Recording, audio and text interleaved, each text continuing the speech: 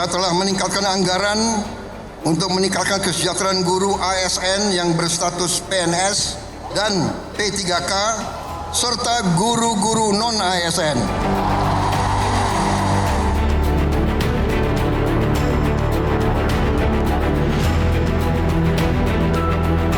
Saya sampaikan secara tegas ke Pak Menteri Pendidikan, Pak, ini zonasi harus dihilangkan.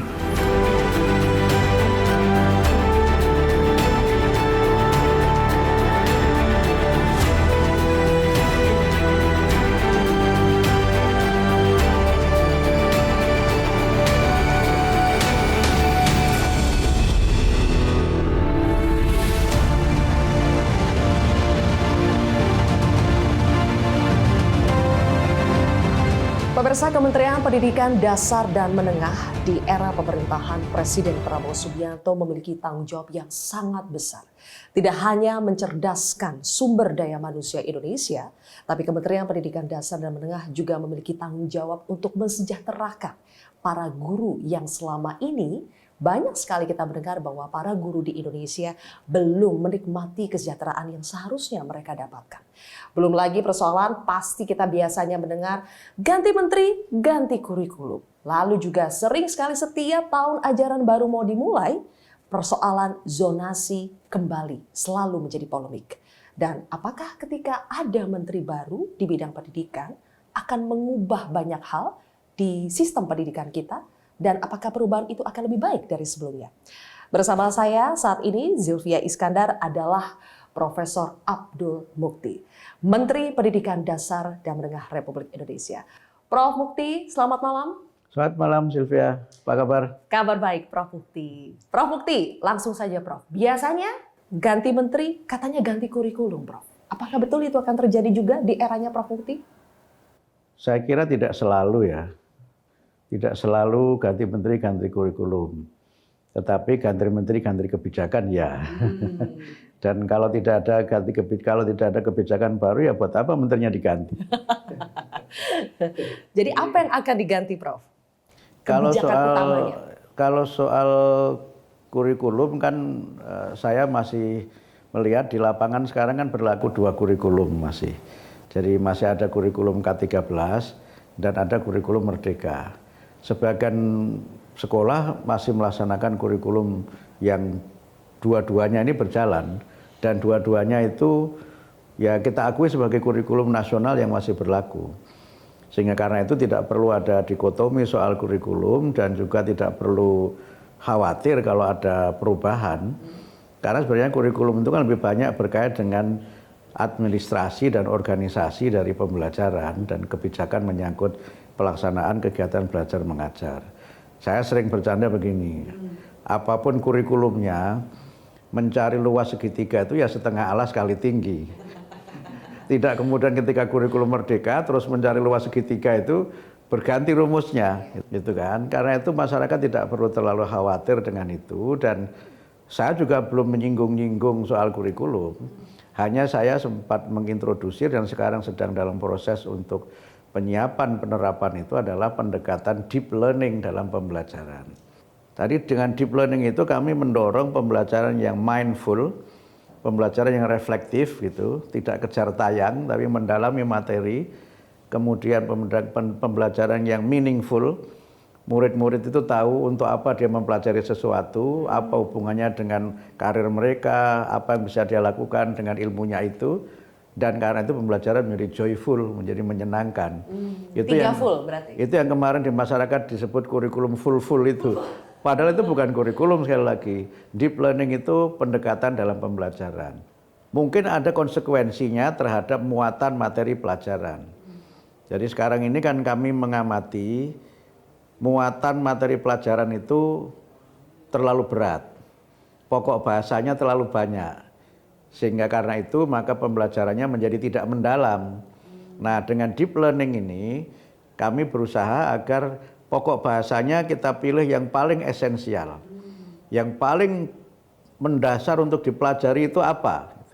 Nah dengan itu maka kemudian ruang untuk membahas secara luas, secara mendalam ini akan terbuka sehingga murid itu dan guru-guru itu bisa mengajar dan belajar dengan gembira, dengan interaksi yang sehat, dengan interaksi yang juga produktif, yang mungkin dalam konteks ini akan ada perubahan dari sisi muatannya atau pokok bahasanya, tapi tidak mata pelajarannya.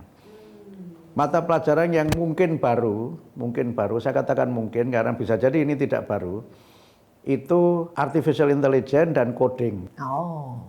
Itu nanti akan kita ajarkan mulai sekolah dasar, bisa mulai kelas 4 atau kelas 5. Walaupun sekarang beberapa sekolah yang sudah menyelenggarakan ada yang coding mulai kelas 1 SD. Tapi nanti kebijakan kami mulai 2025-2026 itu coding dan AI ini menjadi mata pelajaran pilihan, bukan wajib. Dan yang sudah menerapkan justru lembaga pendidikannya Sukma. Sudah ada coding di lembaga pendidikan Sukma itu, di Aceh dan di Sulawesi Tengah, di Sigi itu. Dan prakteknya juga tidak semuanya berbasis online. Yang diselenggarakan oleh Sukma ini unplugged.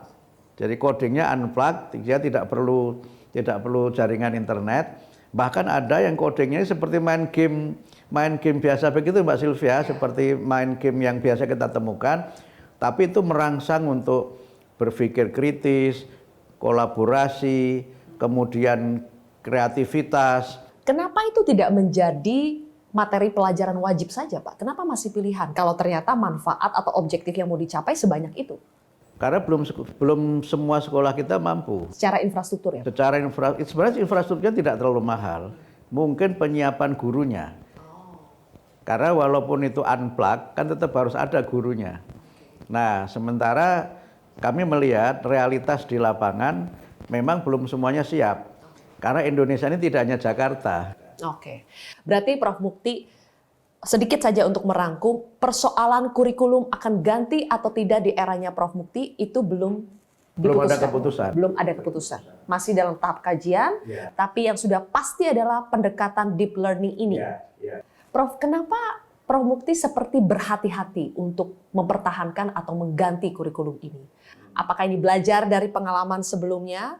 Atau apa sih strategi besar dari Prof. Mukti ini untuk tidak mau buru-buru memutuskan mengganti atau mempertahankan kurikulum yang ada? Saya sadar betul bahwa pendidikan di Indonesia ini memang masih sangat bervariasi dari sisi kualitasnya, dari sisi kulturnya, dan juga dari sisi karakternya, bahkan mungkin juga politiknya. Karena apa?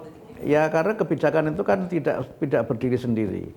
Saya jelas, misalnya begini, banyak hal dalam penyelenggaraan pendidikan itu berkait dengan otonomi daerah. SLTA dan sekolah luar biasa itu kan otoritasnya dari pemerintah provinsi.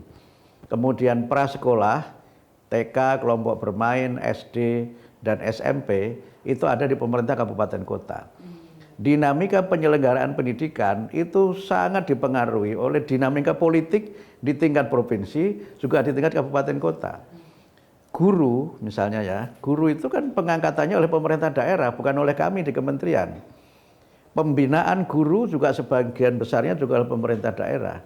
Kami lebih banyak bicara pada regulasi nasional yang sesuai dengan undang-undang. Tapi apakah sudah ada deadline, Prof? Kapan ini akan diputuskan? Yang mana? Soal kurikulum apakah akan berganti atau akan ada sedikit perubahan atau dipertahankan seluruhnya? Kita kan sekarang berada di pertengahan tahun ajaran. Tahun ajaran baru 2025-2026 itu baru akan dimulai bulan Juli. Kan? Sehingga selama masa ini ya kita mematangkan semua proses, termasuk nanti pelatihan gurunya, karena kita juga tidak akan memberlakukan secara keseluruhan dulu.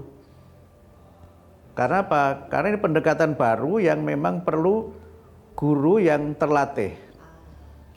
Ini kan belum pernah diterapkan di Indonesia. Walaupun dalam konteks pembelajaran di dunia internasional, deep learning ini tidak sama sekali baru. Saya ketika kuliah di Australia tahun 95, itu yang saya pelajari deep learning itu 95 berarti sudah berapa? Sudah 30 tahun yang lalu. Kemudian kalau kita baca referensi, banyak negara misalnya di Norwegia, negara-negara Skandinavia itu sudah menerapkan deep learning itu. Makanya mereka kalau kita harus jujur mengakui ya memang pendidikannya lebih maju dari kita. Materi pelajaran yang diajarkan di mereka itu kan tidak banyak. Tetapi ternyata lulusannya hebat-hebat. Kenapa? Ya karena mereka belajar dengan mendalam, tidak kejar tayang, mengejar ketuntasan minimal. Iya, kuantitinya banyak sekali Betul, dan padahal tidak dalam. terlalu kuantitatif, apa-apa dihitung dengan skor. Kan sekarang ini mohon maaf ya, banyak pembelajaran yang dia sebenarnya tidak belajar. Anak-anak itu hanya belajar mengerjakan soal. Jadi guru memberikan murid lembar kerja siswa yang isinya serangkaian pertanyaan yang harus dijawab, nanti dinilai. Tapi dia tidak ngerti maksudnya apa dari yang dia pelajari itu. Nah, pola-pola begitu nanti coba kita rubah, Mbak Sylvia. Jelajahi cara baru mendapatkan informasi. Download Metro TV Extend sekarang.